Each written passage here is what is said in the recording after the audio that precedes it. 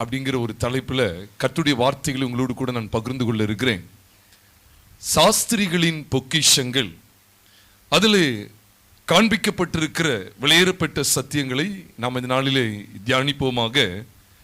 மத்தேயு எழுதின சுவிசேஷம் 2வது அதிகாரம் 11வது வசனத்தை நம்மில் ஒருவர் வாசிக்க கேட்கலாம். மத்தேயு 2வது அதிகாரம் 11வது வசனம். அவர்கள் அந்த வீட்டுக்குள் பிரவேசித்து பிள்ளையையும் அதன் தாயாகிய மரியாளையும் கண்டு சாஷ்டாங்கமாய் விழுந்து அதை பணிந்து கொண்டு தங்கள் பொக்கிஷங்களை திறந்து பொன்னையும் தூபவர்க்கத்தையும் வெள்ளை போலத்தையும் அதற்கு காணிக்கையாக வைத்தார்கள் என்று நாம் இங்கே வாசிக்க கேட்கிறோம். பெரும்பாலும் மத்தேயு எழுதின சுவிசேஷம் 2ஆம் அதிகாரமானது கிறிஸ்துவினுடைய முதல் பிறப்பு, அதாவது இயேசு கிறிஸ்து இந்த பூமியில வந்து பிறந்தார் அப்படிங்கிறத சிறப்பிக்கக்கூடிய டிசம்பர் மாதத்துல தான் இதை குறித்து அதிகமான சத்தியங்களை நம்ம கேட்கக்கூடிய வாய்ப்பு உண்டு. ஆனால் பிரியமானவர்களே, நமக்கு இதுதான் அதுதான் என்று சொல்லி அல்ல, வேதத்தினுடைய ஆழங்களை நாம் அறிந்து கொள்ள அழைக்கப்பட்டிருக்கிறோம். மத்தேயு எழுதின சுவிசேஷம் 2வது அதிகாரம் 11ஆம் வசனத்திலே சாஸ்திரிகளுடைய பொக்கிஷங்களை குறித்து நீங்கள் நானும் வாசிக்க கேட்கிறோம். நல்ல கவனிங்க. 3 பொக்கிஷங்கள் தான், 3 காணிக்கை. அவர்கள் பொக்கிஷங்களை திறந்து தங்கள் பொக்கிஷங்களை திறந்து அவர்கள் என்ன செய்தார்களாம் பாருங்கள். பொன்னையும் தூபவர்க்கத்தையும் வெள்ளை போலத்தையும், இந்த 3ஐயும் அங்கே இயேசுவுக்கு, அதற்கு என்று சொன்னால் இயேசுவுக்கு காணிக்கையாக வைத்தார்களாம்.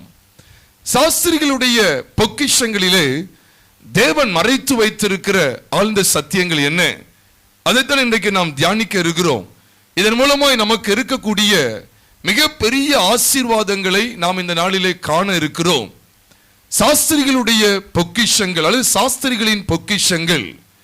இப்படி சாஸ்திரிகள் கொண்டு வந்த இந்த 3 பொக்கிஷங்கள், அது 3 விதமான காணிக்கைகளை நாம் பார்க்கும்போது, முதலாவது இந்த 3 எதை வெளிப்படுத்துகிறது அப்படிங்கிறத வேத வசன ஆதாரத்தோடு உங்களோடு பகிர்ந்து கொண்டு அதனை தொடர்ந்து இதனுடைய மேன்மையை நாம் தியானிக்க இருக்கிறோம்.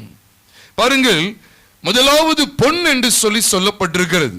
பொன், பெரும்பாலும் பொன் என்று சொல்லும் போது முதல்ல நான் ஆழ்த்துவமாய் உங்களோடு கூட நான் பகிர்ந்து கொள்ளுகிறேன். பெரும்பாலும் பொன்னை குறித்து சொல்லும் போது அது 1 பேதுருவின் புஸ்தகம் 1வது அதிகாரம் 7வது வசனத்திலே நாம் பார்க்கும்போது பொன் என்பது விசுவாசத்திற்கு அடையாளமாக கொடுக்கப்பட்டிருக்கிறது.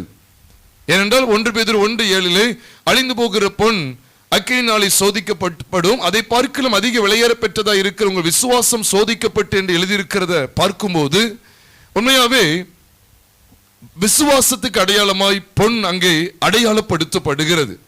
ஆனால் நான் இந்த நாளில் உங்க மத்தியில இயேசுவானவர் 3 நபராக அங்கே வெளிப்படுத்தப்படுகிறார். 3 விதமான அடையாளத்தை கொண்டிருக்கிறவராய், 3 விதமான நிலைப்பாடுகளிலே கிறிஸ்துவானவர் அடையாளப்படுத்தப்படுகிறார் என்பதை உங்களோடு கூட நான் பகிர்ந்து கொள்ள இருக்கிறேன்.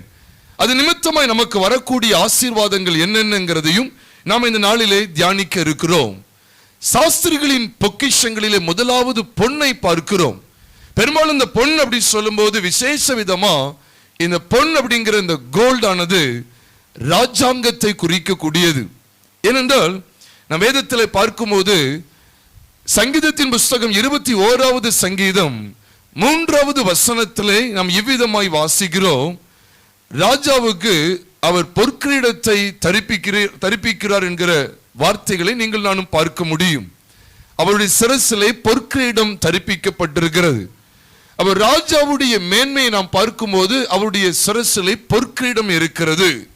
அது மாத்திரமல்ல, 1 ராஜாக்களின் புஸ்தகம் 10வது அதிகாரம் 18ஆம் வசனத்தை நாம் பார்க்கும் போதும் கூட அங்கே சாலமோனுடைய சிங்காசனம் யானையினுடைய தந்தத்தினாலே செய்யப்பட்டு அது முழுவதுமாய் பசும்பொன் தகட்டாலே மூடப்பட்டது என்று சொல்லி நீங்களும் நானும் பார்க்கிறோம். அதாவது 1 ராஜாக்களின் புஸ்தகம் 10வது அதிகாரம் 18வது வசனத்திலே நீங்களும் நானும் பார்க்க முடியும். 18 அல்லது 19 நாம் பார்க்க முடியும். ஆக அது முழுக்க பசும் பொன் தகட்டாலே மூடப்பட்டிருக்கிறது. அப்போ ராஜாவுடைய சிங்காசனம், ராஜாவுடைய கிரீடம் என்று சொல்லும் போது ராஜாவுடைய உடையும் பொற்சரிகையாய் இருக்கிறது அப்படிங்கிறதையும் வேத வசனத்தின் அடிப்படையில் நாம் பார்க்கும்போது இந்த பொன் என்பது கிறிஸ்துவானவர் ராஜா என்கிற அடையாளத்தை காண்பிக்கிறது. முதல்ல நான் கொஞ்சம் அதனுடைய விவரங்களை வேகமா நான் சொல்லிட்டு இதன் மூலமா நமக்கு கிடைக்கிற பெருத்த ஆசீர்வாதத்தை உங்கள் மத்தியில் நான் காண்பிக்க, வேத வசனத்தின் மூலமாய் காண்பிக்க நான் அழைக்கப்பட்டிருக்கிறேன். கர்த்தருடைய பரிசுத்த நாமம் மகிமைப்படுவதாக. அதனாலதான் இந்த பொன் என்பது ஒரு விலையேற பெற்ற ஒன்றாக இருந்தபடியினால இந்த பொற்கிரீடம், பொன்னினால் ஆன இந்த சிங்காசனம் எல்லாவற்றையும் பார்க்கும்போது இது ஒரு ராஜாவுக்கு உரியது என்றதை நாம் வேதத்திலே அறிந்து கொள்கிறோம். ஆக இந்த பொண்ணை அவங்க முன்னால வைக்கும்போது, கிறிஸ்துவுக்கு முன்பாக இந்த பொண்ணை வைக்கும்போது அவர்தான் ராஜாதி ராஜா என்று சொல்லி அவர்கள் அடையாளப்படுத்துகிறார்கள். அவருக்கு கிரீடம் இருந்தது என்று சொல்லியும் நாம் வேதத்திலே பார்க்க முடியும். அவருக்கு கிரீடங்கள் இருந்தது என்று சொல்லி வெளிப்படுத்தல் 19வது அதிகாரத்திலே அவர் ராஜாதி ராஜாவாய் கர்த்தாதி கர்த்தாவாய் அவர் குதிரையிலே அவர் பயணித்து வருகிற காட்சியை நமக்கு காண்பிக்கும் போது அவரும் கிரீடம் சூட்டப்பட்டவராய் காணப்படுகிறார். இரண்டாவது இங்கே கவனிக்கிறோம் தூப வர்க்கம் என்று சொல்லி. தூப வர்க்கம் எதற்கு அடையாளமாய் இருக்கிறது என்பதை நாம் பார்க்கிறோமே. ஆனால் தூப வர்க்கம் பொதுவாக ஜெபத்தை வெளிப்படுத்தக்கூடியது. அதுவும் வசன ஆதாரத்தோடு பகிர்ந்து கொள்கிறேன். வெளிப்படுத்தல் புஸ்தகம் 8வது அதிகாரம் 3வது வசனத்தை நாம் பார்க்கும்போது அதை கூட வாசிக்க கேட்கலாம். வெளிப்படுத்தல் 8வது அதிகாரம் 3ஆம் வசனத்தை ஒருவர் வாசிக்க கேட்கலாம். வேறொரு தூதனும் வந்து தூபம் காட்டும் பொற்கலசத்தை பிடித்து பலிபீடத்தின் படியிலே நின்றான். சிங்காசனத்திற்கு முன்பாக இருந்த பொற்பீடத்தின் மேல் சகல பரிசுத்தவான்களுடைய ஜெபங்களோடும் செலுத்தும்படி மிகுந்த தூபவர்க்கம் அவனுக்கு கொடுக்கப்பட்டது. அடுத்த வசனத்தையும் பார்க்கிறோம். அப்படியே பரிசுத்தவான்களுடைய ஜெபங்களோடும் செலுத்தப்பட்ட தூபவர்க்கத்தின் புகையானது. பரிசுத்தவான்களுடைய ஜெபங்களோடு கூட தூப வர்க்கத்தை ஆண்டவருடைய வேதம் காண்பிக்கிறது. ஆகவேதான் இந்த ஜெப வாழ்க்கைக்கு அடையாளமாக தூப வர்க்கம் இருக்கிறது. இன்னொரு வசனத்தையும் கூட பாருங்க. இதே வெளிப்படுத்தல் 5வது அதிகாரம் 8வது வசனத்தை நாம் பார்க்கும்போது அங்கேயும் பரிசுத்தவான்களுடைய ஜெபங்களாகிய தூப வர்க்கத்தால் நிறைந்த பொற்கலசங்களையும் பிடித்து கொண்டு ஆட்டுக்குட்டியானவருக்கு முன்பாக வணக்கமாய் விழுந்து என்று நாம் அங்கே பார்க்கிறோம். அங்கேயும் சாஸ்திரிகள் அந்த குழந்தையும் சொல்லும் போது கிறிஸ்து இயேசுவை வணங்கி என்ன செய்கிறார்கள்? காணிக்கை தங்கள் பொக்கிஷங்களை திறந்து அவருக்கு பொன்னையும் தூப வர்க்கத்தையும் வெள்ளை போலத்தையும் காணிக்கையாக வைத்தார்கள் என்று நாம் பார்க்கிறோம். இது எதற்கு அடையாளம் அப்படி சொன்னா ஜெபங்கள் ஏறெடுக்கப்பட்டு கொண்டே இருக்கிறது. பிரியமானவர்களே, இது கிறிஸ்துவினுடைய எப்படிப்பட்ட தன்மையை காண்பிக்கிறது என்று சொன்னால் ஆசாரியத்துவம். அவர்தான் நம்முடைய பிரதான ஆசாரியர். தூப வர்க்கத்தை காணிக்கையாக வைக்கும் போது கிறிஸ்துவுக்கு முன்பாக இருக்கக்கூடிய அந்த தூப வர்க்கமானது அவரை யார் என்று சொல்லி நமக்கு வெளிப்படுத்துகிறது. அவர் பிரதான ஆசாரியர். ஏனென்றால் ஜனத்தினுடைய மீறுதலுக்காக தேவ சமூகத்தில் நிற்கக்கூடிய ஒரு மனுஷன் தான் அக்காலத்தில் இருந்த பிரதான ஆசாரியன். பாவங்களை நிவர்த்தி செய்யும்படும் பொருட்டு பலிகளை செலுத்துகிற காரியமாக இருக்கட்டும், அவர்களுக்காக தேவ சமூகத்தில் விசாரித்து சொல்லக்கூடிய காரியமாக இருக்கட்டும், அங்கே இடைவிடாமல் ஜபம் பண்ணக்கூடிய ஒரு சூழலிலே பிரதான ஆசாரியன் இருக்கிறதை நம் வேதத்திலே பார்க்கிறோம். அதே காரியத்தை தான் 1 யோவான் 2வது அதிகாரம் 1வது வசனத்திலே பார்க்கிறோம்.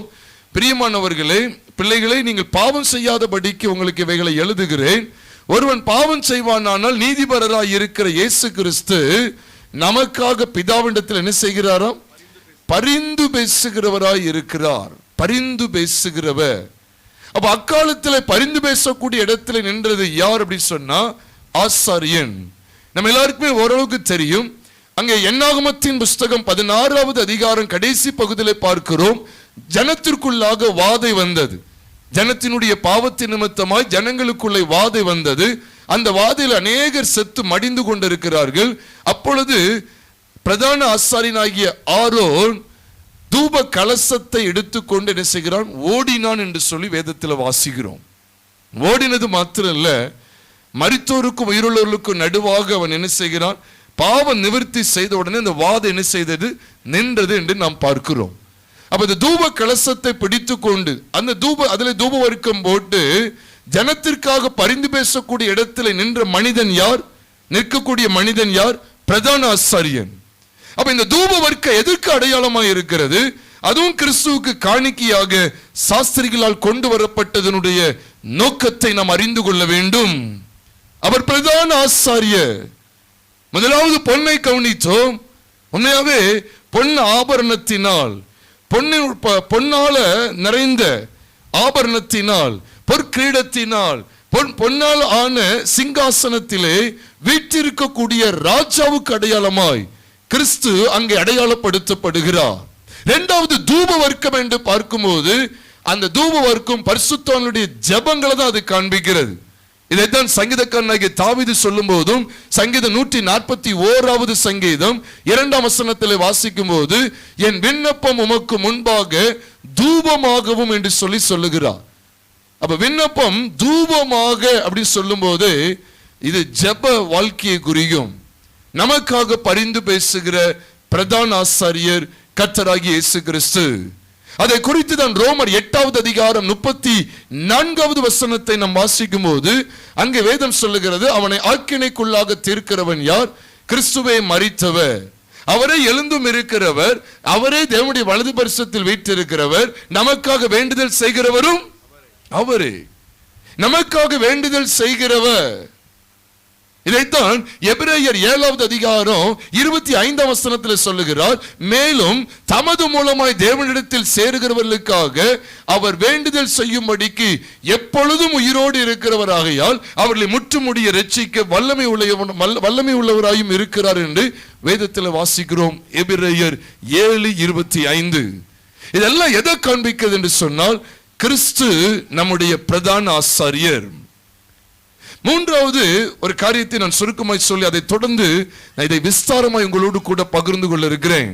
வெள்ளை போலம் காணிக்கையாக கிறிஸ்துவுக்கு முன்பாக வைக்கப்பட்ட, கிறிஸ்துவுக்கு என்று செலுத்தப்பட்ட மூன்றாவது பொக்கிஷம். அந்த மூன்றாவது காணிக்கை என்ன? வெள்ளை போலம். வெள்ளை போலம் அது வெள்ளையா இருக்கும் அப்படிங்கிறத நம்ம ஒருவேளை பார்க்க நேரிட்டாலும், நறுமணம் கொண்ட ஒன்றாக அது இருந்தாலும் அது வாயில வைக்க முடியாத பயங்கர கசப்பானது. யாருமே வாயில வைக்கவே முடியாது. அது பயங்கர கசப்பு. அதை புறக்கணிக்க தான் செய்யணும். கசப்பு அப்படி சொல்லும் போது அது புறக்கணிக்கப்படுதல், பகைக்கப்படுதல் அப்படிங்கிறத பார்க்கும்போது இயேசுவானவர் சொன்னார், தம்மை குறித்து சொல்லும்போது சொன்னார், தீர்க்கதரிசியானவனுக்கு தன் ஊரில் என்ன இல்லை? கனம் இல்லை. அவர் புறக்கணிக்கப்பட்டார். அந்த காலத்தில் தீர்க்கதரிசிகள் எல்லாம் நீங்க கவனித்து பாருங்க, தேவனுடைய உத்தம தீர்க்கதரிசிகளுக்கு அங்க இடமே கிடையாது. நீ தாராளமா நீங்க பார்க்கலாம். தேவனால் பயன்படுத்தப்பட்ட தீர்க்கதரிசிகளை எடுத்துக்கொள்வோமே ஆனால் அங்கே அவர்கள் அங்கீகரிக்கப்படவில்லை, நிராகரிக்கப்பட்டார்கள். அப்ப வெள்ளை போல எதுக்கு அடையாளமா இருக்கு? அது கசப்பு, அது புறக்கணிக்கப்படுதலுக்கு ஏதுவா இருக்கிறபடினாலே வெள்ளை போலத்தை நம் எதற்கு அடையாளமாய் வெள்ளை போல அவருக்கு முன்பாக காணிக்க வைக்கப்பட்டிருக்கிறது. குமாரனும் பகைக்கப்பட்டார். யோவான் சுவிசேஷம் 1வது அதிகாரம் 11ஆம் வசனத்திலே நாம் பார்க்கிறோம், அவர் தமக்கு சொந்தமானதிலே வந்தார், அவருக்கு சொந்தமானவர்கள் அவரை ஏற்றுக்கொள்ளவில்லை என்று வேதம் சொல்லுகிறது. புறக்கணிக்கப்பட்டார். எப்படி கசப்பு புறக்கணிக்கப்படும் அதே போல அவர் புறக்கணிக்கப்பட்டார். அவரை குறித்து வேதம் என்ன சொல்லுகிறது? யோவான் சுவிசேஷம் 7வது அதிகாரம், யோவான் சுவிசேஷம் 7வது அதிகாரம் முதல் 4 வசனங்களை நாம் பார்க்கும்போது சொந்த சகோதரர்களால் அவர் புறக்கணிக்கப்பட்டார். நம்ம எல்லாருக்குமே தெரியும், பிரபலமாய் இருக்க விரும்புகிறவன் அந்தரங்கத்தில் ஒன்றையும் செய்ய மாட்டான். நீர் பிரபலமாய் இருக்குன்னா எங்க போகும்? யூதேயாவுக்கு போச்சு. அவரை புறக்கணிக்கிறார்கள். சொந்த சகோதரர்கள் அவரை புறக்கணித்தார்கள். ஆக இந்த 3 காணிக்கை நாம் பார்க்கும்போது இதெல்லாத்தையும் நீங்க கவனிச்சு பாருங்க. கிறிஸ்துவானவர் ராஜாதி ராஜாவாக, பிரதான ஆசாரியராக, தீர்க்கதரிசியாக அடையாளப்படுத்தப்படுகிறார். அவர் இவ்விதமாய் அடையாளப்படுத்தப்படுகிறதன் மூலமாய் நமக்கு திரளான ஆசீர்வாதங்கள் உண்டு. அதுதான் ஒன்றன்பின் ஒன்றாக உங்களோடு கூட நான் பகிர்ந்து கொள்ள இருக்கிறேன். கடைசியாக பார்க்கிறோம், இந்த கசப்பு நிறைஞ்ச கசப்பான இந்த வெள்ளை போலம். நம்ம எல்லாருக்கும் தெரியும், ஒரு தீர்க்கதரிசியானவன் தன் வீட்டிலும் சரி, தன் ஊர்ல, சொந்த ஊர்ல அவனுக்கு என்ன கிடையாது, கனம் கிடையாதுன்னு சொல்லி ஆண்டவர் சொன்னார். இயேசுவானவர் தீர்க்கதரிசி தானா அப்படின்னு கேட்டா தீர்க்கதரிசி தான். நீ வேதத்துல வாசு பாருங்க, இவர்தான் மெய்யா வருகிறவராகிய மெய்யான தீர்க்கதரிசி இவர்தான் சொல்லி அங்கே ஜனங்கள் அவரை அடையாளப்படுத்துகிறதை யோவான் சுவிசேஷம் 6வது அதிகாரம் 14வது வசனத்தில் நீங்களும் நானும் பார்க்க முடியும். யோவான் சுவிசேஷம் 6வது அதிகாரம் 14ஆம் வசனத்தையும் ஒருவர் வாசிக்க நாம் கேட்கலாம். இவர் செய்த அற்புதத்தை அந்த மனுஷர் கண்டு மெய்யாகவே இவர் உலகத்தில் வருகிறவனான தீர்க்கதரிசி என்றார்கள். பாருங்க, மெய்யான தீர்க்கதரிசி அவர்தான் சொல்லி அடையாளப்படுத்தப்பட்டார். சமாரியா ஸ்திரீ கூட சொல்லுவா. நீங்க யோவான் எழுதின சுவிசேஷம் 4வது அதிகாரம் 4வது அதிகாரத்திலே 19ஆம் வசனத்துல பார்க்கும்போது அவர் சொல்லுவா, ஆண்டவரே நீர் தீர்க்கதரிசி என்று காண்கிறேன் அப்படின்னு சொல்லி சொல்லுவார். இதே யோவான் 7வது அதிகாரத்துக்கு வரும்போதும் அங்கேயும் ஜனங்களுக்குள்ள இவர் எவ்விதமாய் விசுவாசிக்கப்படுகிறார், எவ்விதமாய் அறியப்பட்டார் என்று சொன்னால், அதாவது 40வது வசனத்தை நாம் பார்க்கும்போது யோவான் 7:40 சொல்லுகிறது, ஜனங்களில் அநேகர் இந்த வசனத்தை கேட்ட பொழுது மெய்யாகவே இவர் தீர்க்கதரிசியானவர் அப்படி சொல்லி அவரை மெய்யாகவே அவர் தீர்க்கதரிசி அப்படிங்கிற ஒரு அடையாளத்தை பார்க்கிறோம். பிரியமானவர்களே, இந்த நாள்ல கிறிஸ்துவை நாம் சரியாக அறிந்து கொள்ள அழைக்கப்பட்டிருக்கிறோம். கிறிஸ்துவை இன்றைக்கு சரிவர அறிந்து கொள்ளாததுதான் நம்முடைய ஆவிக்குரிய வாழ்க்கையினுடைய வீழ்ச்சிக்கு ஒட்டுமொத்த காரணம். கிறிஸ்துவை நாம் சரியாக அறிந்து கொள்ள வேண்டும். ஆதியாமத்தின் முதல் வெளிப்படுத்தல் வரைக்குமான எல்லா சத்தியங்களிலேயுமே தேவன் தமது குமாரனாகிய கிறிஸ்துவை மகிமைப்படுத்தி கொண்டே இருந்தார். அதனாலதான் நீங்க ஆதியாமத்தின் புஸ்தகம் முதல் பகுதியிலேயே அடிக்கப்பட்ட ஒரு ஆட்டுக்குட்டியை நீங்க பார்க்க முடியும். ஆபேலுடைய காணிக்கையிலே அடிக்கப்பட்ட ஆட்டுக்குட்டியை பார்க்க முடியும். அத்தி இலைகளான அந்த ஆடையை கலற்றி அதற்கு பதிலாக ஒரு மிருகம் அடிக்கப்பட்டு அதனுடைய தோளுடைய தேவன் உடுத்தின விதமான சத்தியத்தை ஆதியாமத்தின் புஸ்தகம் 3வது அதிகாரம் 21 மற்றும் 22 வாசிக்கிறோமே, அந்த சத்தியங்களிலேயும் நாம் பார்க்கிறோம். அடிக்கப்பட்ட வண்ணமான ஆட்டுக்குட்டியானுடைய சாயல் அது அங்க மாத்திரமல்ல, வெளிப்படுத்தல் வரைக்கும் நாம் பார்க்கிறோம். வெளிப்படுத்தல பார்க்கிற வெளிப்படுத்தல் 5வது அதிகாரம் 6வது வசனத்திலே யோவான் அவரை பரலோகத்திலே பார்க்கும்போது அடிக்கப்பட்ட வண்ணமாயிருக்கிற ஆட்டுக்குட்டியானவருக்கு ஒப்பானவரை அங்கே கண்டதை நீங்கள் நானும் வேதத்திலே பார்க்கிறோம். வெளிப்படுத்தல பார்த்தாலே கிட்டத்தட்ட 27-28 தடவை ஆட்டுக்குட்டியானவர் சொல்லி அடிக்கப்பட்ட ஆட்டுக்குட்டியானவர் அடையாளப்படுத்தப்படுகிறார். வெளிப்படுத்தல மொத்தமே 22 அதிகாரங்கள் தான். அதுல கிட்டத்தட்ட 28 நேரம் ஆட்டுக்குட்டியானவரை பற்றிய வார்த்தைகளை நீங்களும் நானும் பார்க்க முடியும். பிரியமானவர்களே, பிரியமான தேவனுடைய ஜனமே, கிறிஸ்துவை நாம் சரியாக அடையாளம் கண்டுகொள்ள வேண்டும். ஆதியாமத்தின் புஸ்தகம் 22வது அதிகாரம் 7ஆம் வசனத்திலே ஈசாக்கு தன் தகப்பனிடத்திலே கேட்கிறான், தன் தகப்பனாகி ஆபிரகாமிடத்திலே கேட்கிறான், இதோ நெருப்பும் கட்டையும் இருக்கிறது, தகன பலிக்கு ஆட்டுக்குட்டி எங்கே? அவன் ஒரு கேள்வியை எழுப்புகிறான். ஆதியாமத்தின் புஸ்தகத்தை அங்க ஒரு கேள்வியை பார்க்கிறோம். ஆனால் யோவான் சுவிசேஷம் 1வது அதிகாரம் 29ஆம் வசனத்திலே பார்க்கிறோம், இயேசு வருகிறதை கண்டு இதோ உலகத்தின் பாவத்தை சுமந்து தீர்க்கிற தேவ ஆட்டுக்குட்டி என்று சொல்லி அந்த கேள்விக்கான பதிலை இங்கே நாம் பார்க்க முடியும். எங்கே இருந்து கிறிஸ்துவானவர் அடையாளப்படுத்தப்பட்டு கொண்டே இருக்கிறார். இதை இக்கால சபைகள் சரிவர அறிந்து உணராதனாலதான் இன்னைக்கு 2 கூட்டணி 3 கூட்டணி சொல்லி கோஷ்டி மோதல்கள்ல சிக்கி தங்கள் வாழ்க்கையை சின்ன பின்னமாக்கி கொண்டிருக்கிறது. அவர்களுக்கு சத்தியத்தை குறித்த அறிவு இல்லை. அடிக்கப்பட்ட ஆட்டுக்குட்டியானவராகிய கிறிஸ்து இயேசுவை குறித்த வெளிப்பாடு இருந்துச்சு அப்படின்னு சொன்னா பணாசை, பொருளாசை, பதவி ஆசை அத்தனையும் பூஜ்ய நிலைமைக்கு வந்துவிடும். அத்தனையும், every lust of money, every lust of the mammon things, the worldly things, every lust of the highly esteemed positions of the world will become zero when we come to the Calvary. கல்வாரிக்கு வரும்போது அது அத்தனையும் பூஜ்யம் என்கிற நிலைமைக்கு வந்துவிடும். பிரியமானவர்களே, ஆகவேதான் நாங்களோ சிலுவையில் அறையப்பட்டு கிறிஸ்துவை பிரசங்கிக்கிறோம். கிறிஸ்துவை இன்றைக்கு சரிவர கர்த்தருடைய ஜனம் அறியாததுனாலதான் வீழ்ச்சி. கிறிஸ்துவை நாம் எவ்விதமாய் அடையாளப்படுத்தப்படுகிறவரை நாம் பார்க்கிறோம் என்றால், சாஸ்திரிகளின் பொக்கிஷங்களிலே கிறிஸ்துவானவர் இப்படிப்பட்ட 3 ஸ்தானங்களிலே அறியப்படுகிறார். அந்த பொன் என்பது உண்மையாகவே அந்த பொற்கிரீடம், பொன்னால் ஆன பசும்பொன் தகட்டால மூடப்பட்டிருக்கிற சிங்காசனம், ராஜாவுடைய அந்த வஸ்திரம், எல்லாத்தையும் பார்க்கும்போது பொன் என்பது ராஜாங்கத்தை குறிக்கிறது. ராஜாதி ராஜா பொற்கிரீடத்தை அவர் சிரசிலே தரித்திருக்கிறார். அப்படிதான் சங்கீதம் 21:3 வாசிக்க கேட்டோம். பிரியமானவர்களே, அதை தொடர்ந்து தூபவர்க்கம் அவர் பிரதான ஆசாரியர், நமக்காக இடைவிடாமல் வேண்டுதல் செய்கிற இயேசு கிறிஸ்து இடைவிடாமல் வேண்டுதல் செய்கிறார். எப்பொழுதும் நமக்காக வேண்டுதல் செய்கிறார். பிரதான ஆசாரியர் என்பதை அது காண்பிக்கிறது. வெள்ளை போலம் எல்லாராலும் புறக்கணிக்கப்படும். அதனாலதான் பாருங்க, கசப்பு கலந்த காடிய வெள்ளை போலத்துல வச்சு என்ன செய்வாங்க, கொடுப்பாங்க அவருக்கு.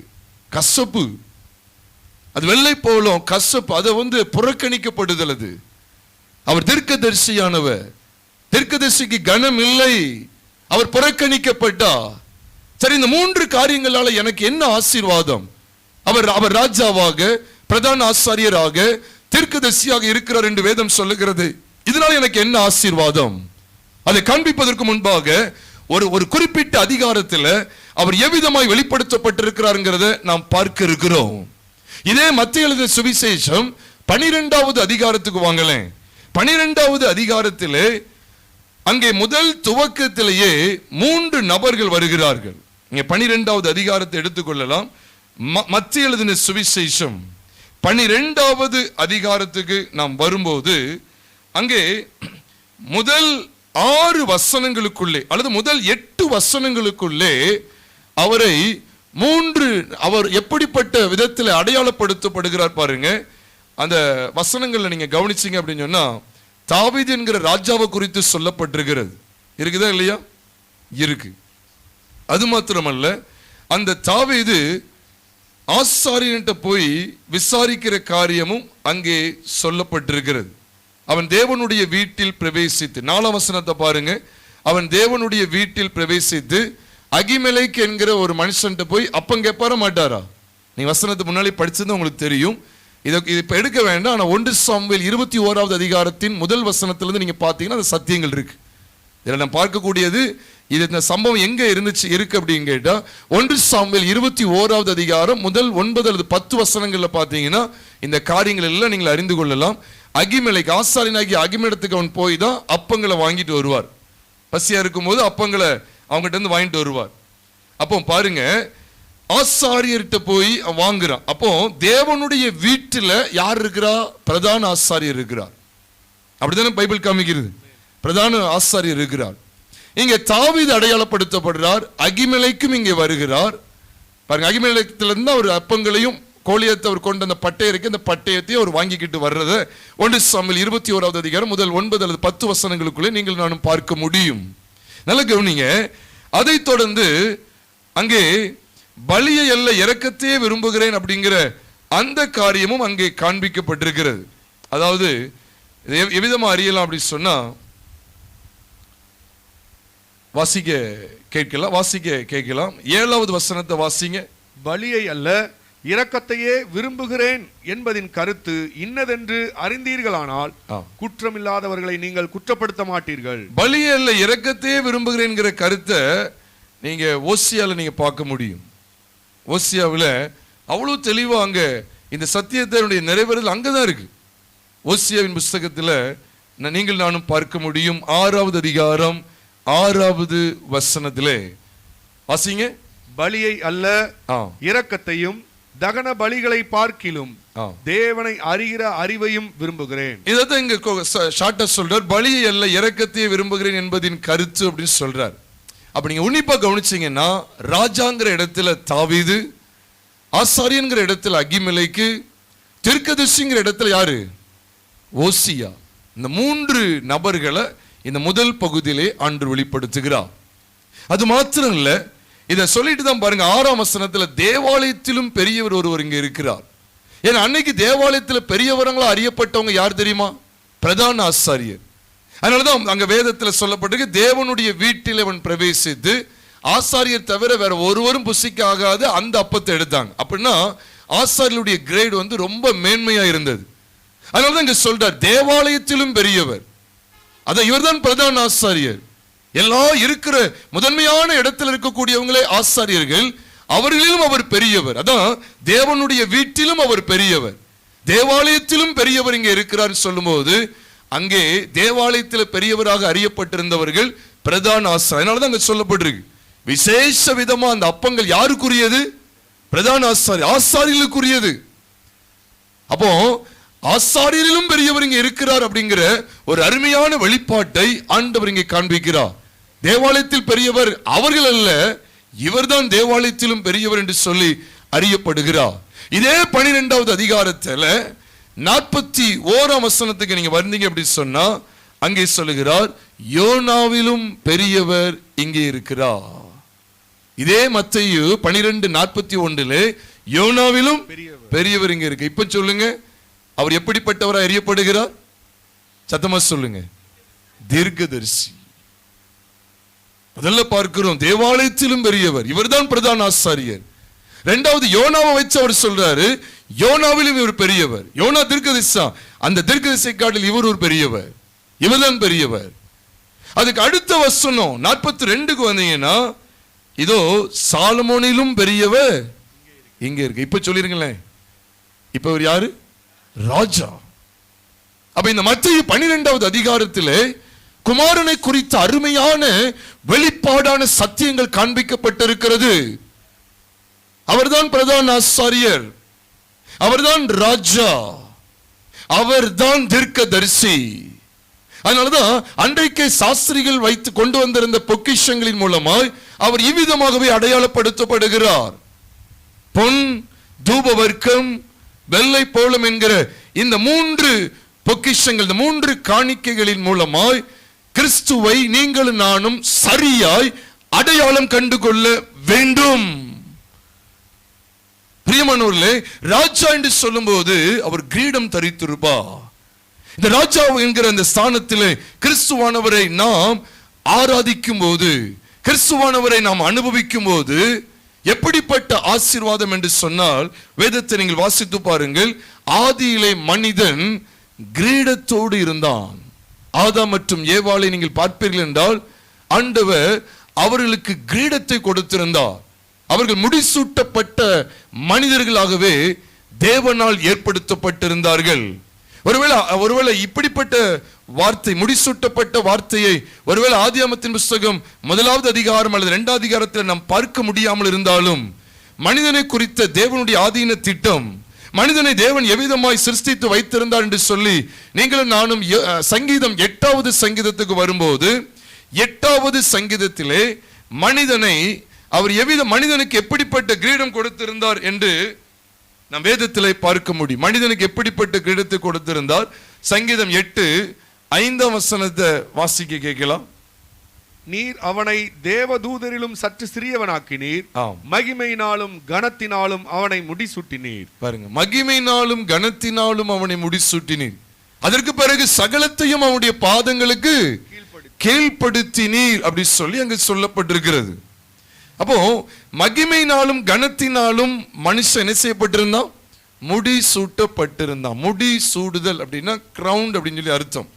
Man was once crowned with glory and honor அப்படின்னு கூட சொல்ல முடியும். மகிமையினாலும் கனத்தினாலும் அவன் முடி சூட்டப்பட்டிருந்தான். முடி அப்படின்னா தலைமுடி நினைக்க கூடாது.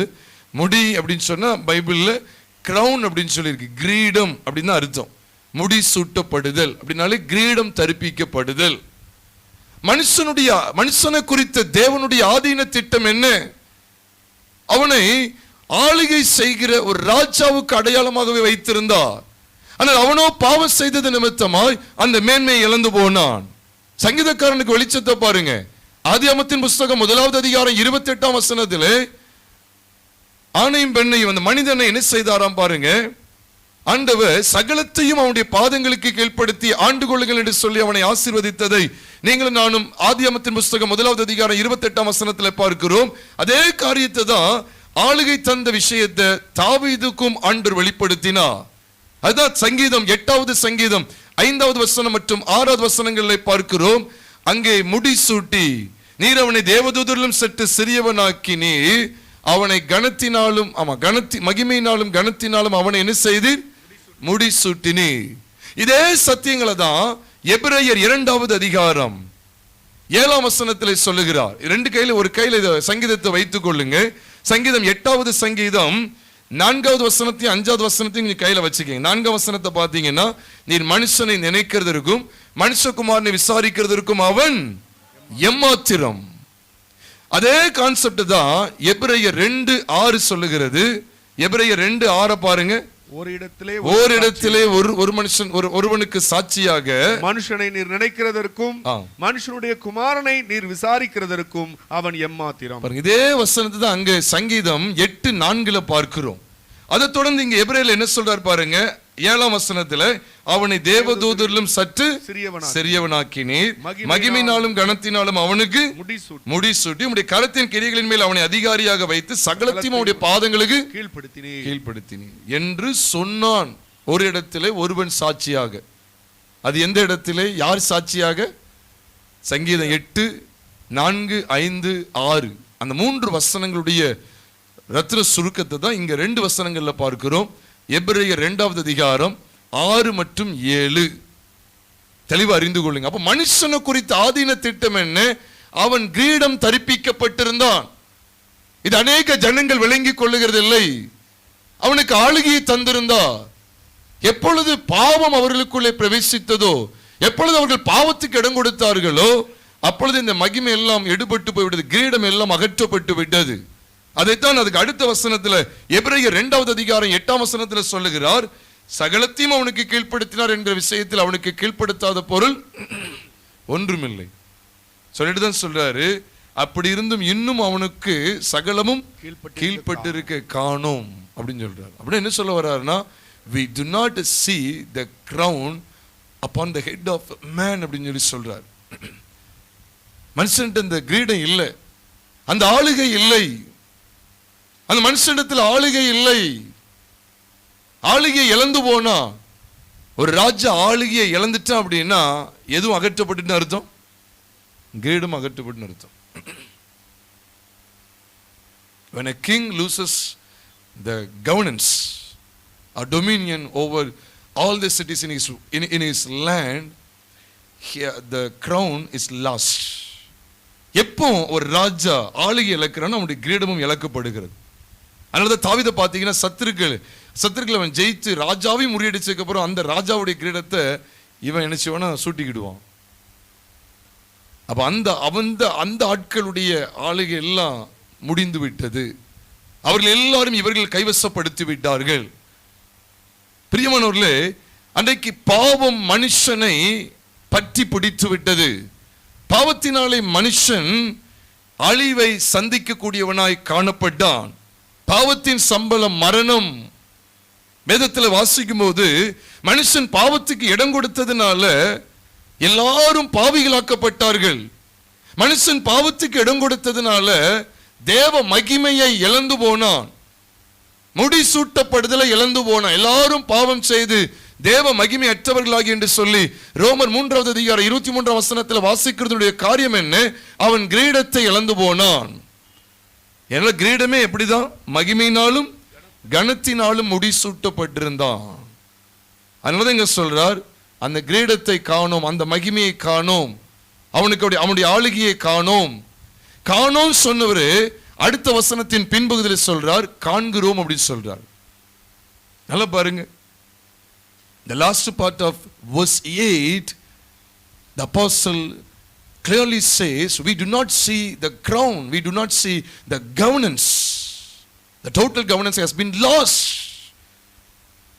But in the last part of verse 9, he clearly brings out the wonderful or revelatory passage, revelatory thing. அற்புதமான வெளிப்பாடான சத்தியத்தை காண்பிக்கிறார். we see the ground, we see the governance. அந்த ஆளுகையை நாங்கள் பார்க்கிறோம். பாவத்தினாலே இழந்து போனப்பட்ட அந்த கிரீடத்தை அடுத்த வசனத்திலே நாம் பார்க்கிறோம் என்று சொல்லுகிறார். என்றாலும் தேவனுடைய கிருபையினால் ஒவ்வொருவருக்கா 9ஆம் வசனத்துல போட்டிருக்கு பாருங்க, எபிரேயர் 2:9 ஒவ்வொருவருக்காகவும் பாருங்க, மரணத்தை ருசி பார்க்கும்படிக்கு தேவதூதரிலும் சற்று சிறியவராக்கப்பட்டிருந்த இயேசு எதை உத்தரித்தது நிமித்தம்? ஆமா, அதுதான் அந்த பொன் வெளிப்படுத்துது. மரணத்தை உத்தரித்தது நிமித்தம் மகிமையினாலும் கனத்தினாலும் முடிசூட்டப்பட்டதை காண்கிறோம். உடனே நம்ம நினைச்சிருவோம், என்னையா நம்ம தானே முடிசூட்டப்படும், நம்ம தானே இழந்து போனோம், இங்க கிறிஸ்து முடிசூட்டப்பட்டார் இருக்குது அப்படின்னு சொன்னா எங்க முடிசூட்டுவாங்க? எதுல முடிசூட்டுவாங்க? கையில, காதுல, காலில் அல்லது தலையில? எதுல முடிசூட்டுவாங்க? தலையில தான் முடிசூட்டும். முடிசூட்டப்படுறதுடைய அர்த்தமே என்னன்னா, தலையில சூட்டப்படுற கிரீடத்துக்கு பேர் தான் முடிசூட்டப்படுதல். அப்போ தலையில முடிசூட்டப்படுதல் சொல்லும்போது கொலோசியர் 1:18 சொல்லுகிறது, அவரே சபையாகிய சரீரத்துக்கு என்ன ஆனவர்? தலையானவர். அவரே சபையாகிய சரீரத்துக்கு தலையானவர். நீங்களே கிறிஸ்துவின் சரீரமாயும் தனித்தனி அவயங்களுமாயும் இருக்கிறீர்கள் என்று 1 கொரிந்தியர் 12:27 வாசிக்கிறோம். ஆக சபையினுடைய தலை யாரு? இயேசு கிறிஸ்து. யாரெல்லாம் கிறிஸ்துவின் மரணத்தை பற்றுகிற விசுவாசத்தினாலே நீதிமான்களாக்கப்பட்டார்களோ, மரணத்தை பற்றுகிற அவருடைய மரணத்தை பற்றுகிற விசுவாசம், அவருடைய விலையேற பெற்ற இரத்தத்தை பற்றுகிற விசுவாசத்தினாலே பாவிகளாய் இருந்தவர்கள் நீதிமான்களாக்கப்படுகிறார்களோ, அப்பொழுதே யாரோடு இணைகிறார்கள் அப்படி சொன்னா, தலையாகிய கிறிஸ்துவோடு இணைக்கப்படுகிறார்கள். நம்முடைய தலையாகிய கிறிஸ்து என்ன தரிப்பிக்கப்பட்டவர்? சத்தமா சொல்லுங்க. ஆமா, கிரீடம் தரிப்பிக்கப்பட்டவர், முடிசூட்டப்பட்டதை காண்கிறோம். மனுக்குலம் பாருங்க, மனுக்குலத்தை எப்படி உண்டாக்குறாரு? தேவதூதலும் சற்று சிறியவனாக தான் மனுஷனை உண்டாக்குறாரு. அதே போலதான் அதே கோலத்துல கிறிஸ்துவும் அதே இடத்துல வந்து, அவன் எந்த கோலத்துல அதை இழந்து போனானோ அதே கோலத்துல இவர் வந்து அந்த கிரீடத்தை தரிச்சாரு. உடனே நான் தரிக்கல நினைக்காதீங்க, என் தலை தரிச்சிருக்குன்னா அப்புறம் என் பாடி வந்து ஐயோ நீ தரிக்கலைன்னு சொல்ல போது, என் தலை தரிச்சிருக்கு, என் தலையாகிய கிறிஸ்து தரிச்சிருக்கிறார், அவரோடு இணைக்கப்பட்டிருக்கிறேன். அப்ப நான் பயணிக்கும் போது என் தலை ஒரு திசைக்கும் என் பாடி இன்னொரு திசைக்குமா போகுது?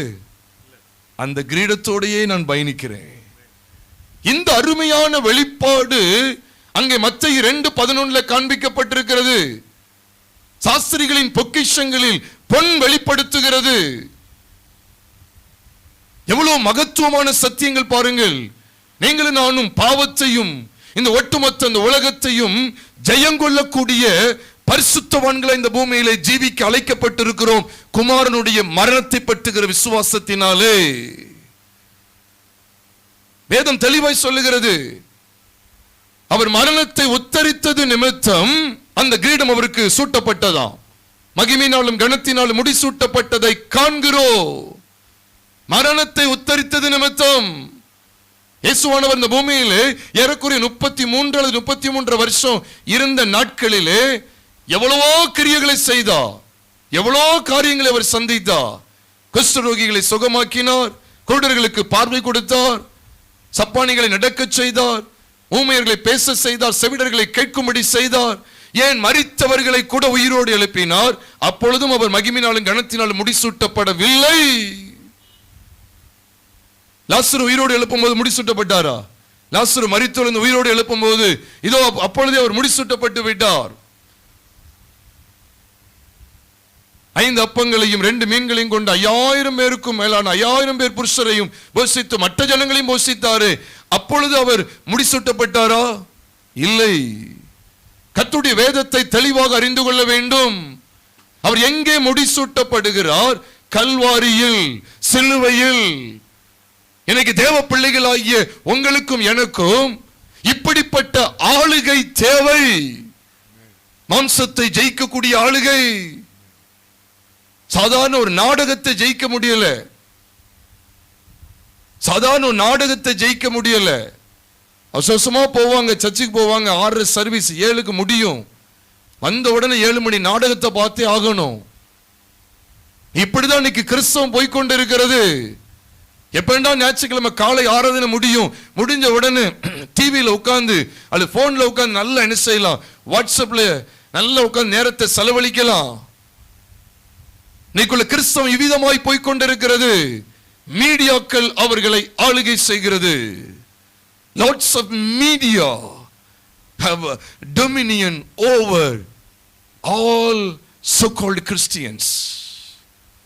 பேரளவுக்கு வாழ்ந்து வருகிற அநேகரை சாத்தானானவன் மீடியா மூலமாய் பிடித்து விட்டான், சிறைப்படுத்தி விட்டான். ஆளுகை பறிபோகி விட்டது. ஒரு கூட்டம் சொல்லிட்டு ஜெயிச்சிட்டோம் அப்படி சொல்லிட்டு இருக்காங்க. நான் எந்த கட்சியும் கிடையாது. என்னுடைய கட்சி கேட்டீங்கன்னா ஏசப்பா கட்சி தான். ஜெயித்துட்டோம் சொல்லி நீயும் சாத்தான் தான், அவனும் சாத்தான் தான். சாத்தானுக்கு ஓட்டு போடுற ஜனங்களும் எப்படி இருப்பாங்க நீங்களே பார்த்துக்கங்க. சத்தியங்களை சரியா விளங்கி கொள்றதில்லை. பாவத்தை உன்னால ஜெயிக்க முடிகிறதா? உனக்கு என்ன டிசி பதவி நான் கேட்கிறேன். ஒரு கெட்ட வார்த்தை உன்னால ஜெயிக்க முடிகிறதா? பொய் பேசுறதுல இருந்து நீ உன்னால ஓய முடியல. ஆனா உனக்கு ட்ரெஷரர் பதவி உனக்கு தேவையா இருக்கு. கூட பிறந்த சகோதரனை மன்னிக்க முடியல. ஆனா உனக்கு சபையில முதன்மையான இடத்தை உனக்கு தரணும். கிறிஸ்தவம் இப்படி போய்கிட்டு இருக்கு பிரியமானவர்களே. நாம் ஆளுகை செய்கிறவர்களா இருக்கணும். எந்த ஆளுகை? சகல விதமான துரைத்தனங்களையும் அதிகாரங்களையும் உரிந்து கொண்டு வெளியரங்கமான கோலமாக்கி அவைகளிலே சிலுவையிலே வெட்டி சிறந்தார். அந்த ஜெயத்தை தான் கொலோசியர் 2வது அதிகாரம் 15ஆம் வசனத்திலே பார்க்கிறோம். 14 மற்றும் 15. மரணத்தை உத்தரித்தது நிமித்தம் மகிமையினாலும் கனத்தினாலும் முடிசூட்டப்பட்ட துரைத்தனங்கள் அதிகாரங்கள் நமக்கு எதிரடையாயிருந்த கையெழுத்து இதெல்லாம் பார்க்க பார்க்க பார்க்க வானமண்டல பொல்லாத சேனைகள், உலகத்தினுடைய ஐஸ்வர்யங்கள், உலகத்தின் ஆடம்பரங்கள், இந்த உலகத்திலே காணப்படுகிற மாம்சீக இச்சைகள், இதை ஜெயித்து வாழ அழைக்கப்பட்டிருக்கிறோம். அதுதான் சாஸ்திரிகள் தங்கள் பொக்கிஷங்களை திறந்து முதல்ல வைக்கிற அந்த பொன்னை நாம் பார்க்கும்போது அது தேவ பிள்ளைகளுக்குரிய ஆளுகையை குறிக்கிறது. சாஸ்திரிகளின் பொக்கிஷங்களை அறிந்து கொள்ளுங்கள். சாஸ்திரிகளின் பொக்கிஷங்களில் மறைந்து கிடக்கிற அந்த ஆழமான சத்தியங்களை அறிந்து கொள்ளுங்கள். அவர் எப்பொழுது ராஜாவாகிறார், எப்பொழுது அதிபதி ஆகிறார்? இந்த பூமியில பாருங்க, ஒரு உதாரணத்துக்கு சொல்றேன், எடுத்து வாசிக்கணும் நேரம் இல்லை. யோவான் எழுதின சுவிசேஷம் 6வது அதிகாரம் முதல் 13 வசனங்கள் வரைக்கும் பார்ப்பீர்கள் என்றால் அங்கே அப்பங்களினாலும் மீன்களினாலும் அநேகர் போஷிக்கப்படுகிறார்கள். அநேக அப்பங்கள். 15ஆம் வசனத்தில் என்ன நடக்கு தெரியுமா? யோவான் 6:15 அவரை பிடிச்சு தம்மை ராஜாவாக்க போகிறாருன்னு சொல்லி அங்க போட்டிருக்கு.